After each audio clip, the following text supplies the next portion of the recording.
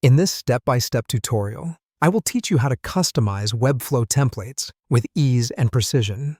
Webflow templates offer a great foundation to start from, but personalizing them to fit your brand or personal style is where the real magic happens. Let's start with the text. If you want to edit any text, simply click on a text box. This action will highlight the current text, allowing you to type in your own content effortlessly. This method can be incredibly useful for personalizing headers, body copy, and any other text within the template. Now, if you want to replace images, the approach is quite similar. All you need to do is to click on an image element. This will open up the opportunity for you to replace that image with one from your own assets, or, if you prefer, upload a fresh image that you want to use instead. Let's discuss CMS, or Content Management System. Content. If your chosen template uses a CMS collection, managing content, such as blog posts or product items, becomes a breeze. You can find and organize this content in the left-hand panel, making it easier than ever to keep a neat and orderly content arsenal.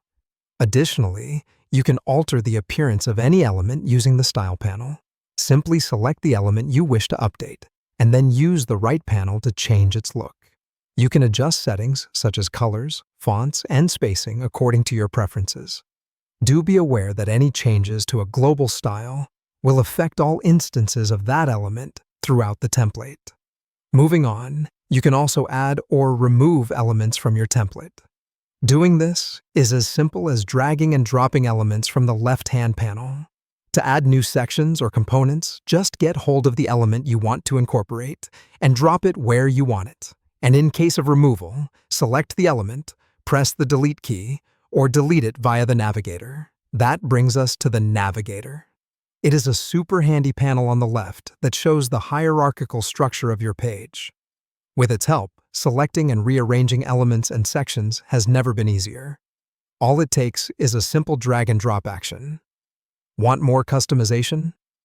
Open the Interactions panel. This panel allows you to create custom animations, including hover effects or scroll-triggered animations, injecting a dynamic flair into your site. But before you make any changes, an important step you should not overlook is duplicating the original template. This simple action ensures you can always revert back to the initial layout if desired. Just click the duplicate icon in the site settings before you start making changes.